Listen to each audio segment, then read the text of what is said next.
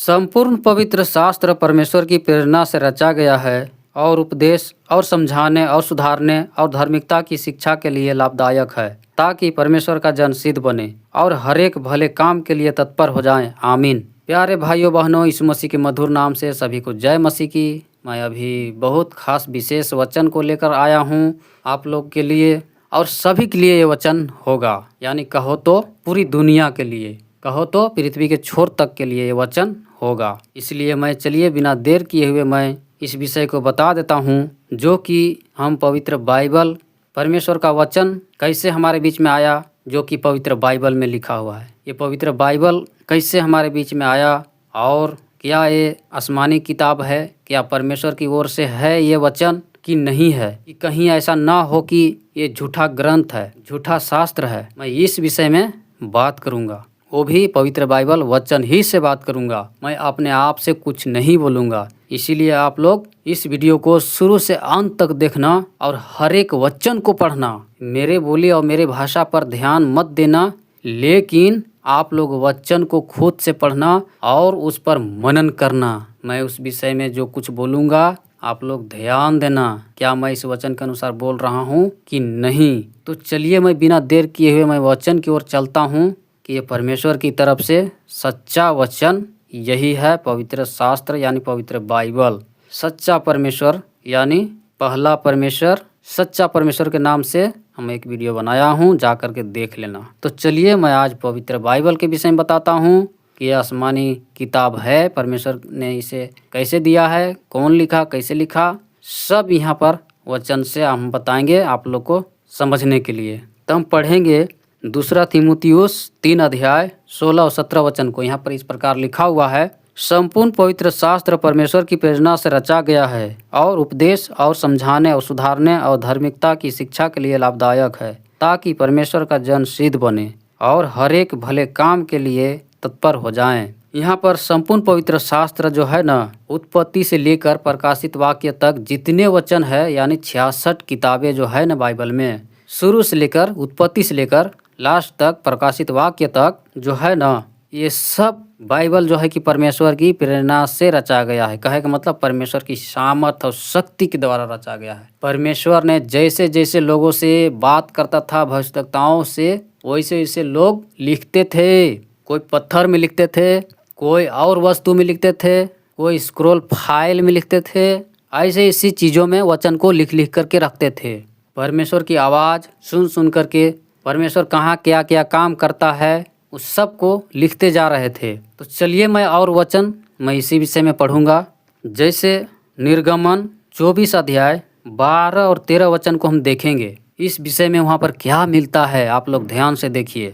तब यहोवा ने मूसा से कहा, पहाड़ पर मेरे पास चढ़ आ और वहीं रह, और मैं तुझे पत्थर की पट्टियाएं और अपनी लिखी हुई व्यवस्था और आज्ञा दूंगा कि तू उनको सिखाए। तब मूसा और यहोशू नामक अपने सेवक समेत परमेश्वर के पर्वत पर चढ़ गया।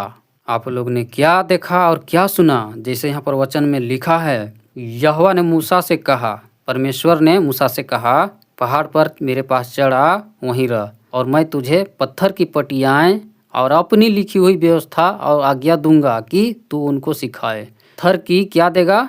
पट्टियाएं, और अपनी लिखी हुई व्यवस्था और आज्ञा दूंगा। परमेश्वर मूसा से बोल रहा है कि सीनै पर्वत पर मेरे पास चढ़ा, मैं आज्ञा दूंगा, पत्थर की पट्टियाएं और अपनी लिखी हुई व्यवस्था दूंगा। परमेश्वर देने के लिए वहाँ पर बुला रहा है मूसा को आज्ञा, यानी कहो तो वचन। खुद परमेश्वर अपनी लिखी हुई पत्थर की पट्टियाएं देने वाला है मूसा को। आप लोग समझ जाइए, मूसा को परमेश्वर ने क्या देने वाला है? पत्थर की पट्टियाएं में लिखी हुई व्यवस्था, वचन, लोगों को सिखाने के लिए। यहाँ पर जो साफ साफ लिखा हुआ है आप लोग पढ़िए।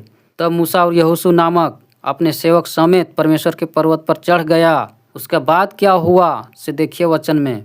इसी का निर्गमन 31 अध्याय 18 वचन में पढ़िए। यहाँ पर क्या लिखा हुआ है, जब परमेश्वर मूसा से सीनै पर्वत पर ऐसी बातें कर चुका, तब अपनी उंगली से लिखी हुई साक्षी देने वाली पत्थर की दोनों तख्तियाँ दी। यहाँ पर क्या लिखा हुआ है, परमेश्वर ने जब मूसा से बात कर चुका सीनै पर्वत पर, उसके बाद अपनी उंगली से लिखी हुई क्या दिया? साक्षी देने वाली पत्थर की दोनों तख्तियाँ दी। जैसे कि वहाँ पर हम पढ़े थे ना, निर्गमन 24 अध्याय में, वहाँ पर क्या लिखा हुआ था कि मेरे पास चढ़ा और वहीं रह, मैं पत्थर की पटियाएँ अपनी लिखी हुई व्यवस्था और आज्ञा दूंगा, ऐसे बताया। और यहाँ पर दिया भी देखो लिखा है 18 में, जब परमेश्वर ने मूसा से सीनै पर्वत पर ऐसी बातें कर चुका, तब उसने अपनी उंगली से लिखी हुई साक्षी देने वाली पत्थर की दोनों तख्तियाँ दी। दो तख्तियाँ दिया। देखो आप लोग को देखने के लिए मैं यहाँ पर चित्र रखा हूँ। इस चित्र में देखिए कि मूसा कैसे 2 पत्थर का पटियाएँ लिया है हाथ में। तो ये है परमेश्वर का दिया हुआ वचन।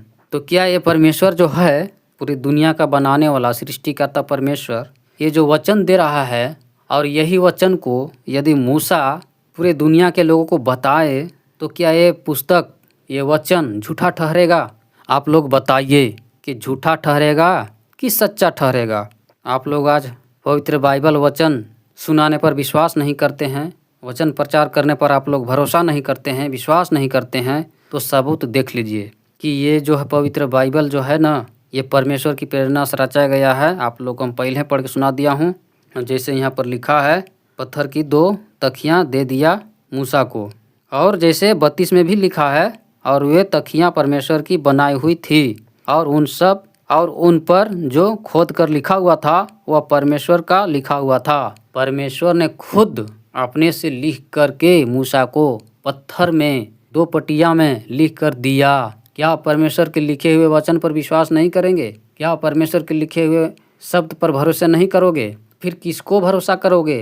क्या किसी देवी देवता या किसी शैतान जो कि आज इस दुनिया में छाए हुए हैं, तरह तरह की ईश्वर बन गया है? यहाँ आप लोग के सामने यहाँ पर सबूत लेकर आया हूँ। देखो यहाँ पर 32 का 16 में क्या लिखा हुआ है ऐसे, और वे तख्तियाँ परमेश्वर की बनाई हुई थी, और उन पर जो खोद कर लिखा हुआ था वह परमेश्वर का लिखा हुआ था। साफ साफ लिखा हुआ है। मैं अपने मन से तो बोल नहीं रहा हूँ कि ये आसमानी किताब है या परमेश्वर का वचन है। आप लोग सुन सकते हैं और देख सकते हैं। और हम पढ़ेंगे वचन। इन सारे सबूतों को मैं आप लोग के पास बताइए देता हूँ।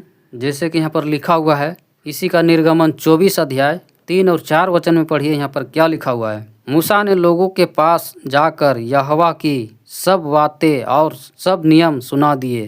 तब सब लोग एक स्वर में बोल उठे, जितने बातें यहोवा ने कही है उन सब बातों को हम मानेंगे। तब मूसा ने यहोवा के सब वचन लिख दिए, और बड़े सवेरे उठकर पर्वत के नीचे एक वेदी और इज़राइल के 12 गोत्रों के अनुसार 12 खंभे भी बनाए।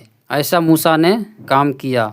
जब परमेश्वर का वचन लेकर पर्वत से आया, उसके बाद लोगों को सब वचन सुना दिया कि परमेश्वर ने क्या क्या वचन हमारे पहाड़ में दिया है। उसके बाद मूसा ऐसा काम किया है। जब मूसा ने सबके सामने वचन सुनाया, तो सब लोग बोल दिए वहाँ पर कि जितने वचन यहोवा ने हम सब के लिए दिया है हम मानेंगे। वो लोग कबूल किया। लेकिन आज कितने लोग इस वचन को सुनेंगे तो विश्वास नहीं करेंगे, कबूल नहीं करेंगे। उनके अंदर इतना सबूत के बावजूद भी विश्वास नहीं होगा। लेकिन कितने लोग विश्वास भी कर लेंगे कि सचमुच में ये जो वचन है ये सच्चा परमेश्वर का हो सकता है। हो नहीं सकता बल्कि है, यही सच्चाई है। और इसी का 7 पद में हम देखेंगे, तब वाचा की पुस्तक को लेकर लोगों को पढ़कर सुनाया, और उसे सुनकर उन्होंने कहा, जो कुछ यहोवा ने कहा है उस सब को हम करेंगे और उसकी आज्ञा मानेंगे। यहाँ भी कबूल किया। 3 पद में भी कबूल किया लोग। जैसे 3 पद में वहाँ पर लिखा है, तब सब लोग एक स्वर में बोल उठे, जितनी बातें यहोवा ने कही है उन सब बातों को हम मानेंगे। और यहाँ भी लिखा है, तब वाचा की पुस्तक को लेकर लोगों को पढ़कर सुनाया, उसे सुनकर उन्होंने कहा, जो कुछ यहोवा ने कहा है उस सब को हम मानेंगे और उसकी आज्ञा मानेंगे। तो लोग मूसा का कहे हुए के अनुसार और परमेश्वर के दिए हुए वचन के अनुसार मानने के लिए तैयार हो गए उस समय के लोग। और आगे लिखा है, हम पढ़ेंगे इसी का निर्गमन 17 अध्याय 14 पद में इस प्रकार लिखा हुआ है, तब यहोवा ने मूसा से कहा, स्मार्थ इस बात को पुस्तक में लिख ले, यहोशू को सुना दे कि मैं आकाश के नीचे से अमालेक का स्मरण पूरी रीति से मिटा डालूंगा।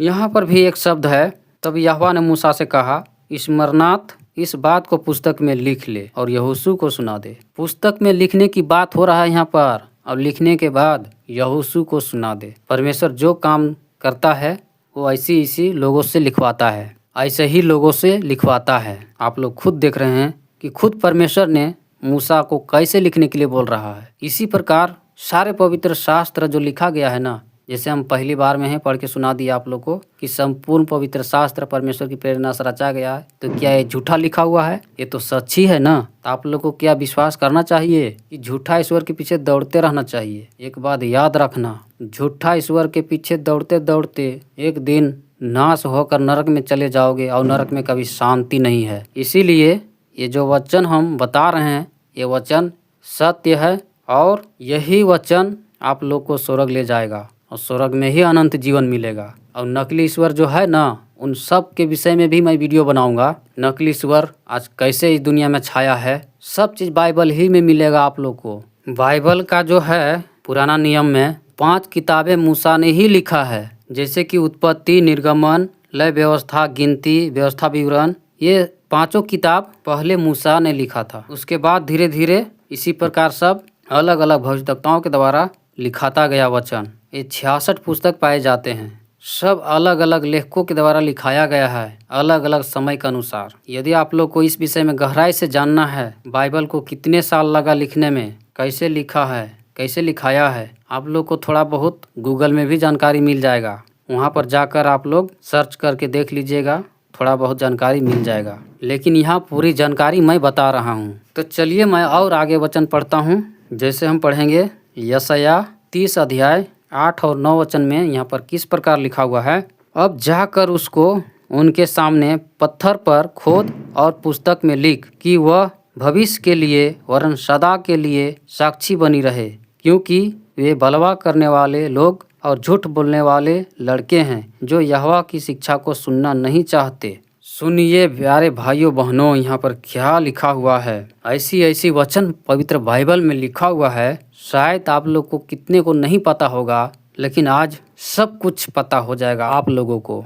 यहाँ पर जो लिखा हुआ है, अब जाकर इसको उनके सामने पत्थर पर खोद और पुस्तक में लिख। यहाँ पर भी लिखने की बात हो रहा है।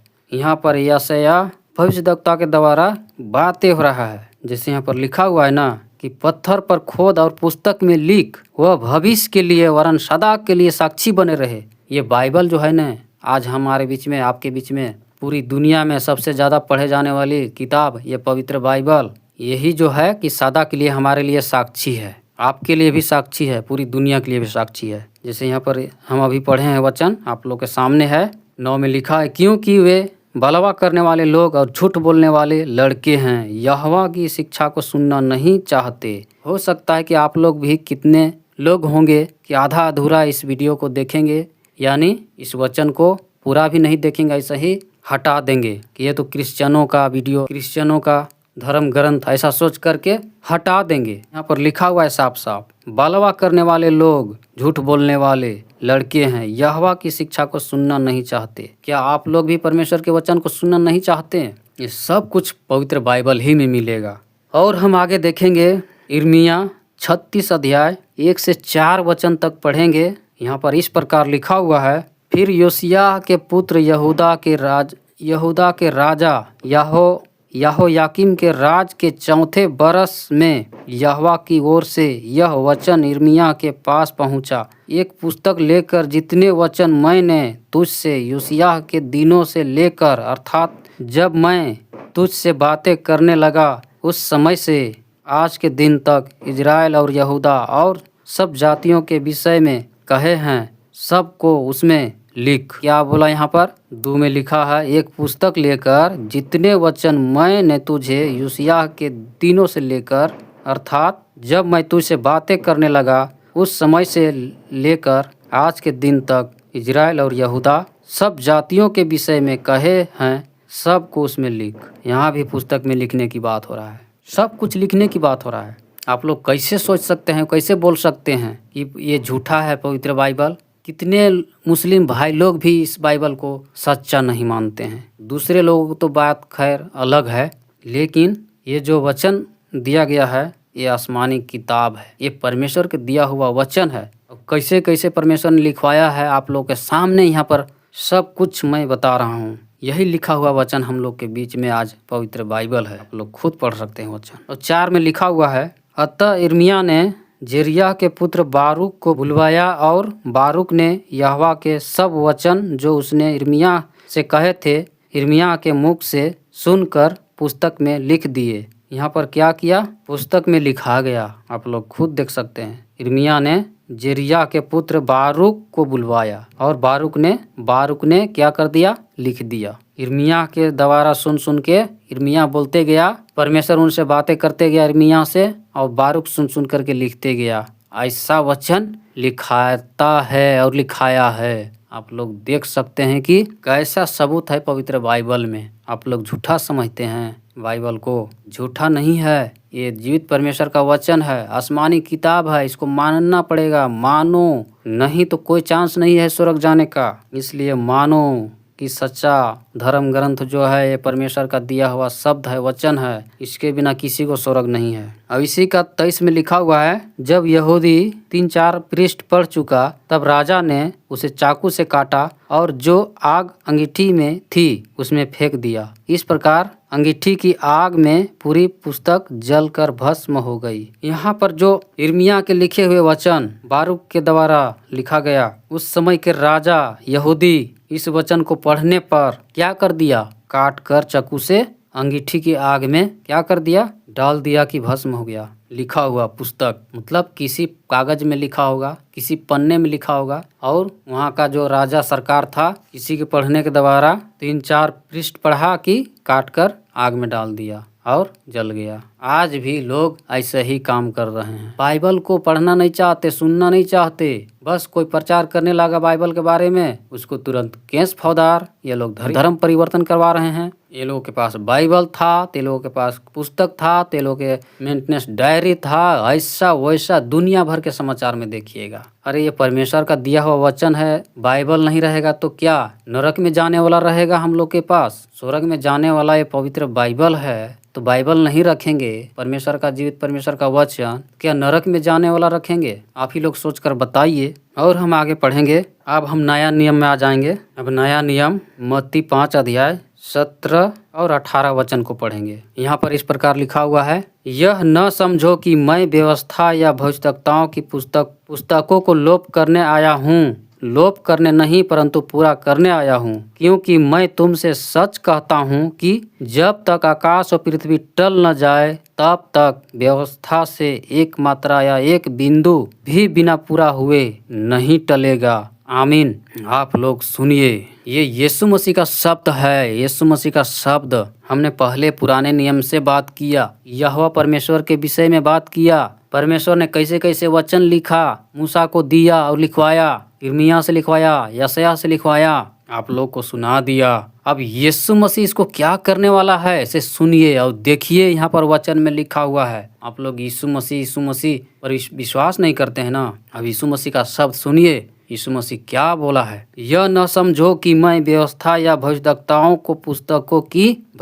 की पुस्तकों को लोप करने आया हूँ। लोप करने नहीं परंतु पूरा करने आया हूँ। पूरा करने आया है यीशु मसीह। आप लोग क्या समझते हैं ये बाइबल खत्म हो जाएगा? ये बाइबल खत्म नहीं बल्कि पूरा होगा, सब वचन पूरा होगा। जैसे 18 में लिखा है ना, यीशु मसीह बोला है, क्योंकि मैं तुमसे सच कहता हूँ कि जब तक आकाश और पृथ्वी टल न जाए तब तक व्यवस्था से एक मात्रा या एक बिंदु भी बिना पूरा हुए नहीं टलेगा।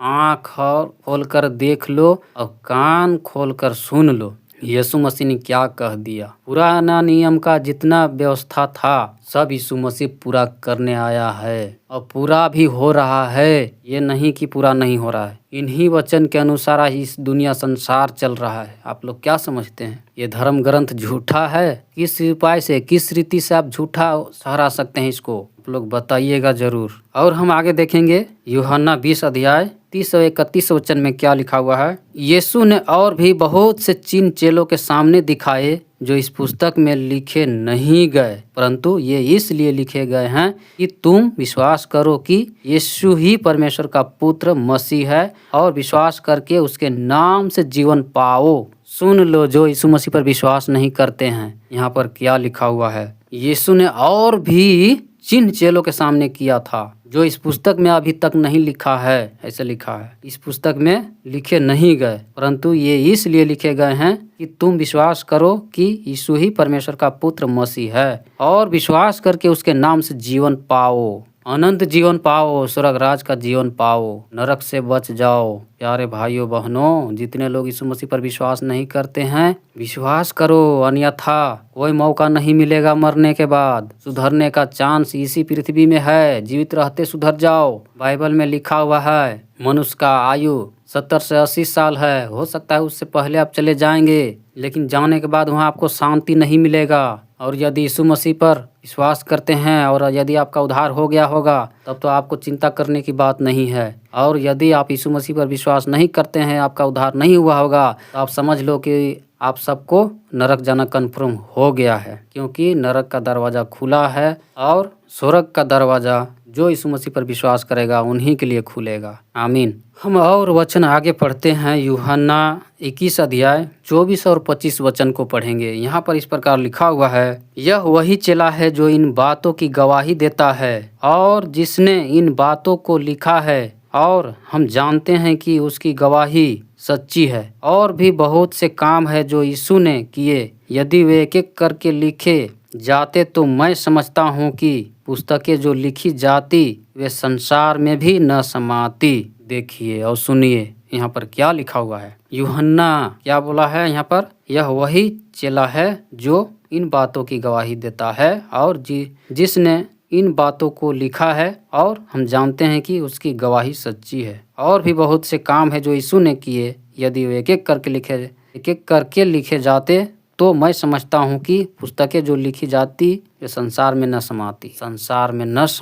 इतना यीशु मसीह ने चेलों के सामने बहुत कुछ काम किया है, लेकिन जितने हमारे पास वचन है ना, इतना हमारे पास काफ़ी है। इतना ही में हम सब स्वर्ग राज चले जाएंगे। हमें और इसके सामने इतना सबूत के बावजूद भी और सबूत खोजने की हमें ज़रूरत नहीं है। इतना सबूत मिलेगा। परमेश्वर ने इतना सारा सबूत दे दिया, फिर भी आप परमेश्वर से रूठे रहोगे। सच्चा परमेश्वर की जानने की कोशिश करो। यदि आप सच्चा परमेश्वर को नहीं जानते हैं, तो आप जिस धर्म को मानते हैं, क्या आप उसको गहराई से जानते हैं? वो कौन है, कहाँ से है? जिस देवी देवता को आप मानते हैं, जिस भगवान को आप मानते हैं, जिस ईश्वर को आप मानते हैं, क्या उसके अस्तित्व को आप जांच कर देखे हैं कि वो इसका अस्तित्व असली है कि ओरिजिनल है कि नकली है, झूठा है कि सच्चा है? इस विषय में कभी जांचे हैं? अगर नहीं जांचे होंगे तो आप जिस पर विश्वास करते हैं, जिस पर भरोसा करते हैं, उसका अस्तित्व को पता लगाइए, उसका जड़ को पता लगाइए। ये कैसे आया, कहाँ से आया, हम जिसके पीछे चल रहे हैं क्या ये झूठ तो नहीं है? इसको जानने की कोशिश कीजिए, नहीं तो बड़ी धोखे में पड़ जाओगे। कोई स्वर्ग नहीं जाएगा ऐसे काम करने वाला। सच्चा परमेश्वर एक ही है। मैं ये बता देता हूँ,